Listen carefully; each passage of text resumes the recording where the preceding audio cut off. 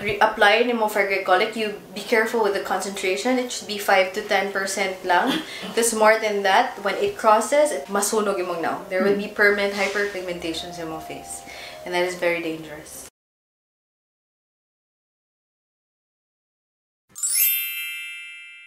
Hi guys, Cykaniki here. Welcome back to the channel. So today I'm super excited because I'm here right now at Bodyworx and excited ko sa treatment nga akong i-avail, which is nakalimot ko. I'm still waiting for Kuya Carlo. Ay nag-whisper ko guys kay hilom kay dire. Gusto niya akong microphone.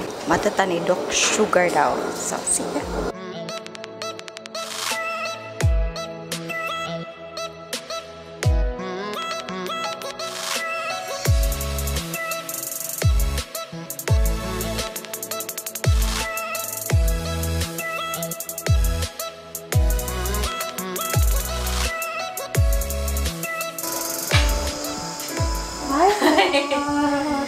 Sama ko. Have a seat. Just for a while. I'll just close the door. Yeah, I'm Dr. Sugar. It's my husband, Dr. Andy. How are you? Your regimen. What are you using currently?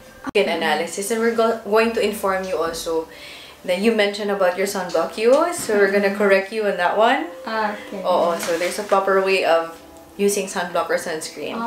So we'll do this. Skin analysis ko, my god. Oh, tara. Ako fear. I-conquer na ko, no? A series of flashes, so don't open your eyes until I tell you to do so. So your chin here and forehead here, please. So this is the Fitzpatrick Score, 1 to 6, based on skin tone. So we're gonna go through the entire face. Oh my god. You are, majority of your face is Fitzpatrick 4. What do you mean by that? Which means you have more melanin in your skin, more protection against UV.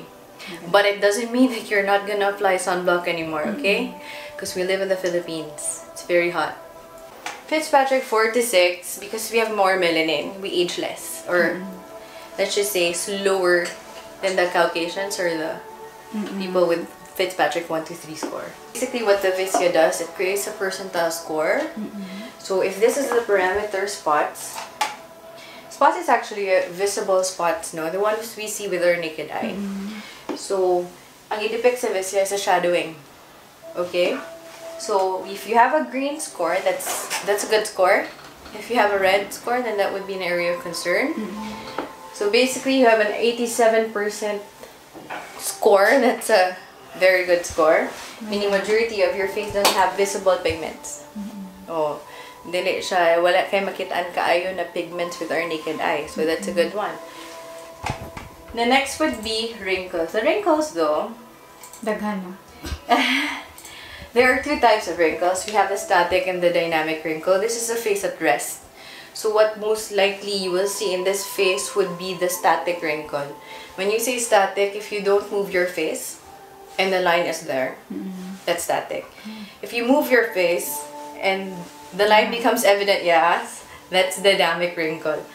So if we put the overlay, some parts makita nyo sa Visia that there are static wrinkles.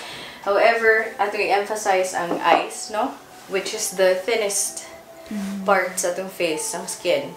So we have fine lines over the eyes. There is a lower periorbital area. It's actually called laugh lines.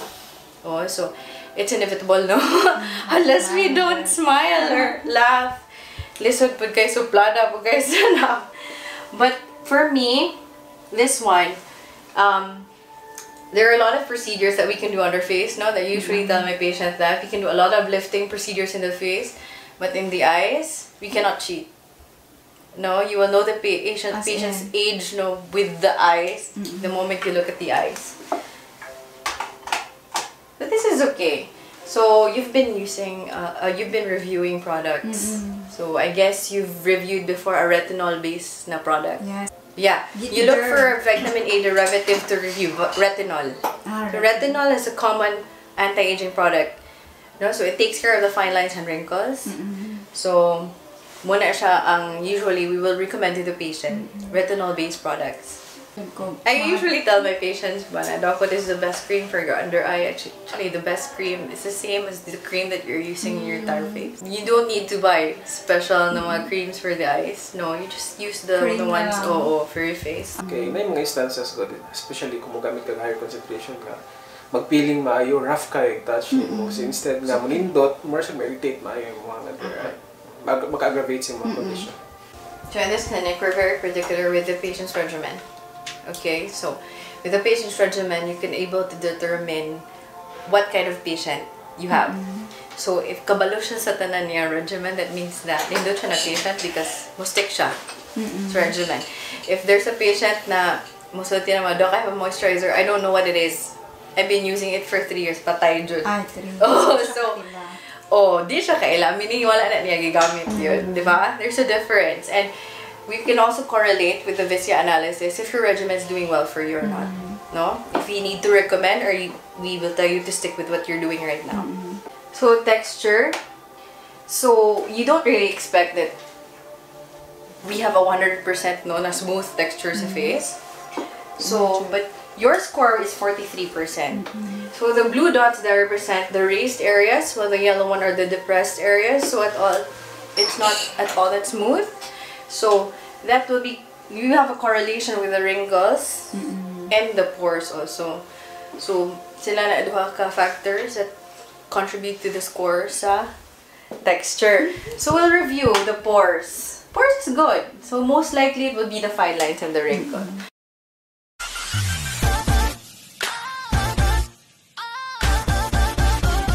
You have warts. Warts. Warts. Any skincare products that contain vitamin A derivative like retinol, adapalene. Yes. But you should be careful using mga AHA, especially glycolic acid. Kaya tendency na if you're not using sunblock, mag-photosensitive yung skin. Yes. Siya mag-react sa sun. Kasi glycolic acid has the lowest molecular weight of all the AHAs and BHAs. It has the lowest. Mga AHA products. Yes. Oh, grabe. So, apply mo for glycolic, you be careful with the concentration. It should be 5 to 10% lang. Because more than that, when it crosses, masunog yung now. There will be permanent hyperpigmentation in your face. And that is very dangerous. Now, that's our purpose when we do consultation. We really want to inform the patient. We want to know the regimen. Good. Yes. We're actually, as a regimen, we're very strict with what brand are you using, what is the active content, because we want to know what are you using, man. You know what you're using. So if we know some brands, we're gonna explain to the patient why your face was like this because of the brand, and so on. And if ever we do like the product and it's doing well, the score is good with Visia, then continue. So inana yung ma-analyze din eh. That's why the regimen is there. The history. Particularly with the ingredients. It's not that we want the patient to buy new regimen, no. If it works, it's good for them. Continue.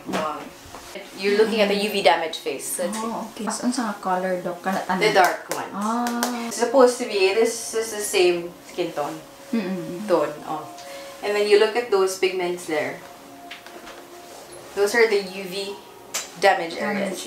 Although the Visia is telling you that 89% of your face is okay, but there are still some parts of your face that is not. It might be small for now, but in a couple of years, without proper application of sunblock, might worsen. Okay. So when you're looking at the sunblock or sunscreen, there are two UV coverage. It would be the UVA and the UVB. When you say UVB, that's the SPF of the sunblock. So SPF 30, 40, 50, or so on and so forth, that is the UVB coverage. That means when you go out with heavy sun exposure, beach, travel, masunog ka, that's UVB. Okay? UVB, dili siya taas na spectrum, no? So, di siya kasud sa house. You have to have an exposure, extreme sun exposure to get burned.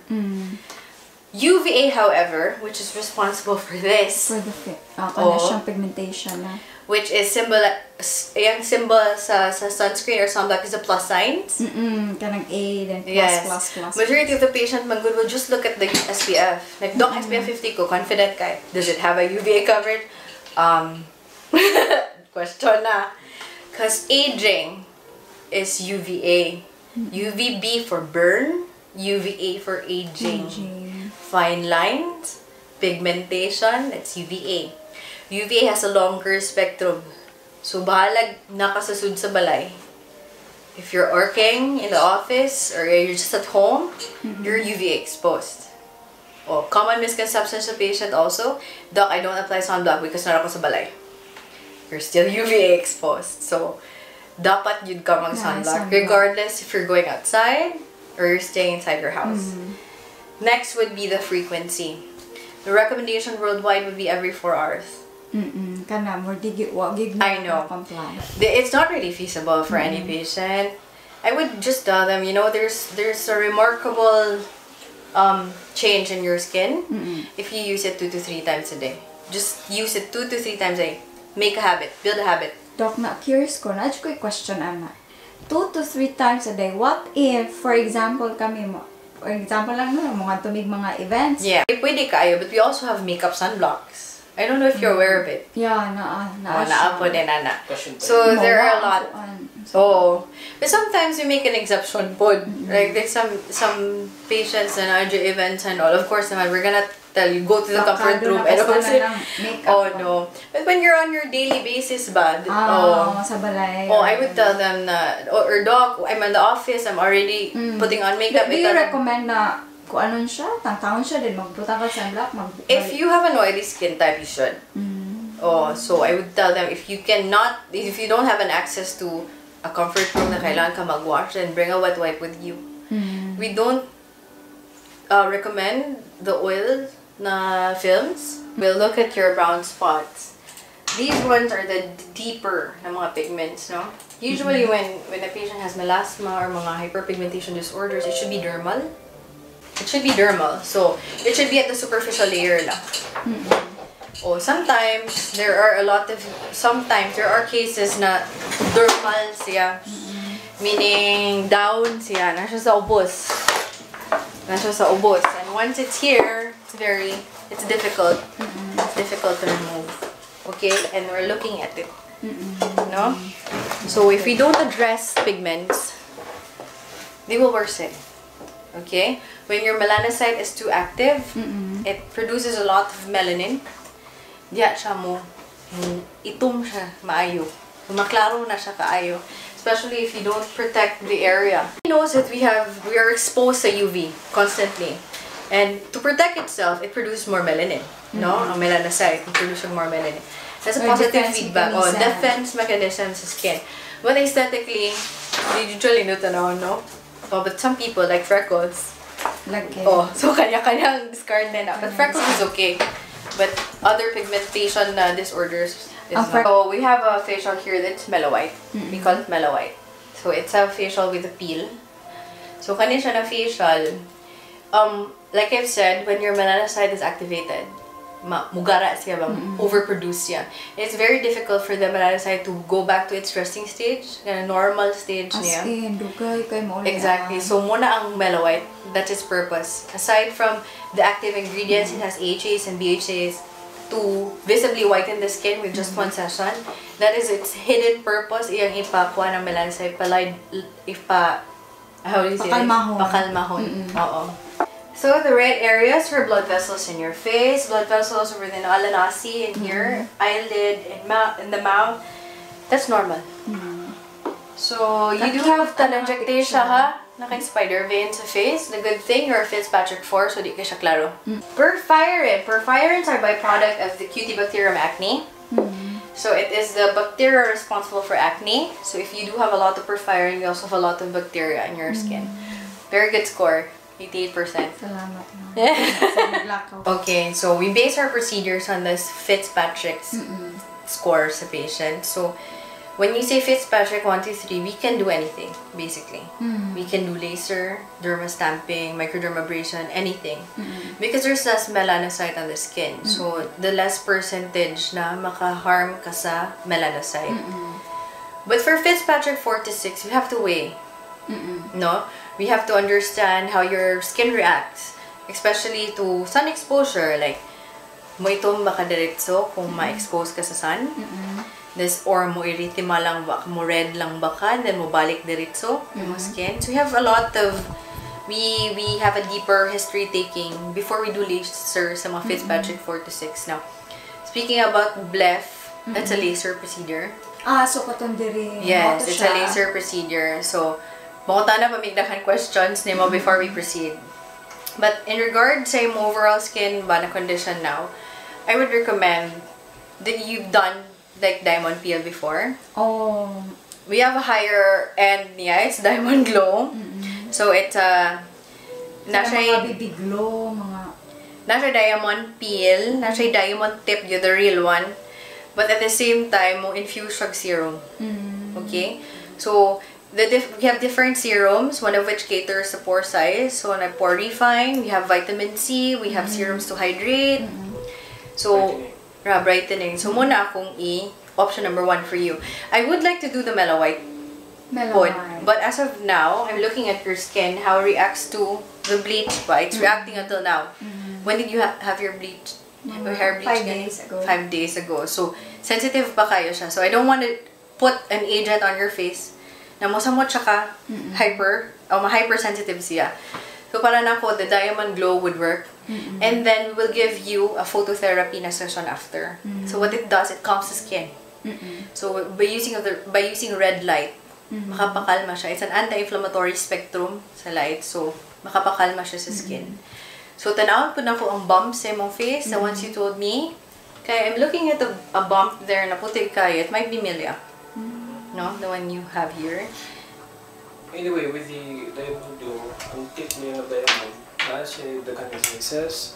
So, maka-choose ka kung saan great for your skin. Yeah. So, gusto ganahan ko, if, for example, na yung mga cases na rough kaayo, pwede ta mo gamit o kuan tip na mas larger ang iyang kuan size. So, case to case gapon.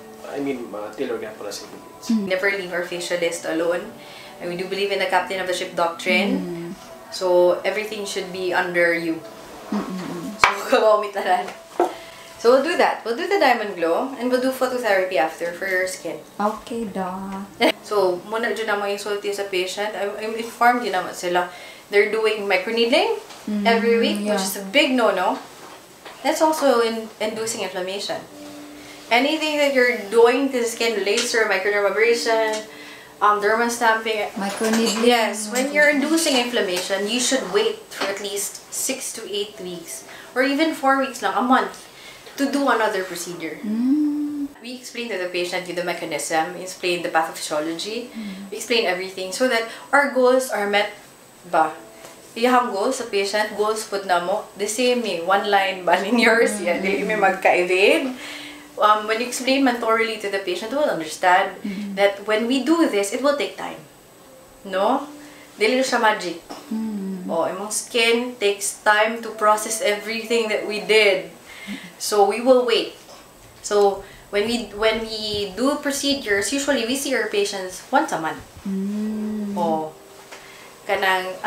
you will see the results, especially for the pigments. Okay, when we destroy pigments also for melasma, chronosis, whatever it is, it takes time for the body to absorb the pigments that we destroyed. No? I-absorb man sa mga cells, ipagawa siya sa body. So, it takes time also. So, dili siya dali-dali yun. That white thing there. What na